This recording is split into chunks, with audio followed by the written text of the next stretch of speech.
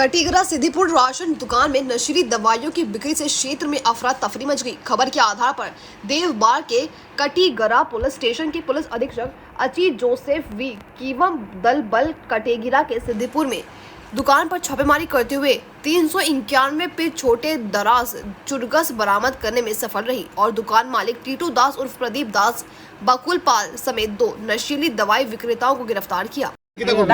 কিছুদিন আগে আমি আর আরেকজন ভদ্রমহিলা বাচ্চু বটর বউ আমরা নারায়ণ মন্দির থেকে ইয়া ঠিক ওই জায়গায় বদরপুরে একটা ছেলে আইছে, খুব ভদ্র ঘরের ছেলে, ইঞ্জিনিয়ারিং করে।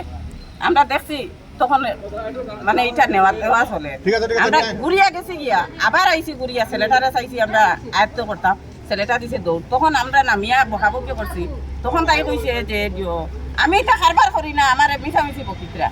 কিন্তু ছেলেটা তার ঘরে আগে ড্রাগস নিশ্চয় লইছে, চোখ মুখে বুঝা গেছে ছেলেটা চলচলি করে চোখে। এটা আমার নিজের চোখের দেখা।